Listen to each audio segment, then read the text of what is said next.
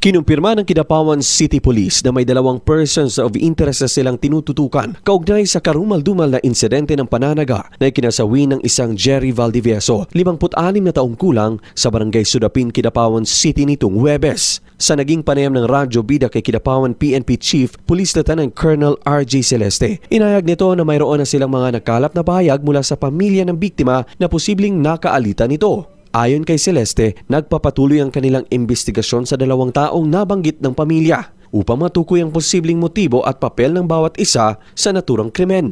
Dagdag pa niya, isa sa mga POI na ang nakausap ng pulisya habang ang isa ay patuloy pang pinaghahanap. Matatanda na unang nakatanggap ang pulisya ng ulat na may vehicular accident o mano sa pinangyarihan ng insidente matapos may makitang bahagi ng katawan sa kalsada. Ngunit nang magsagawa ng ocular inspection ng mga otoridad, agad na tumambad ang bangkay ng biktima na tadtad ng sugat dahil sa pananaga. Batay sa salisay ng mga nakasaksi, may narinig munang ingay mula sa pagkatumba ng motorsiklo, sinundan ng mainitang pagtatalo bago tuluyang pagtatagain ng biktima ng sospek. Gayunman, aminado ang hepe na hindi pa ganap na malinaw ang mga testimonya dahil sa layo ng posisyon ng saksi. Yung anak ng biktima, may mga nireveal naman siya na kaalitan ng kanyang tatay. So may mga persons of interest tayo kung saan tayo ngayon nakapokus yung investigation. At sa pag-interrogate sila nila kahapon, however, itong isang person of interest natin, hinahanap pa natin sa ngayon. Kasi hindi pa siya nagpapakita doon sa area. Tiniyak ng Kidapawan PNP na patuloy ang kanilang masusing investigasyon upang mapanagot ang responsable sa krimen at iginiit na isolated case lamang ito at walang banta sa pangkalatang seguridad ng lungsod.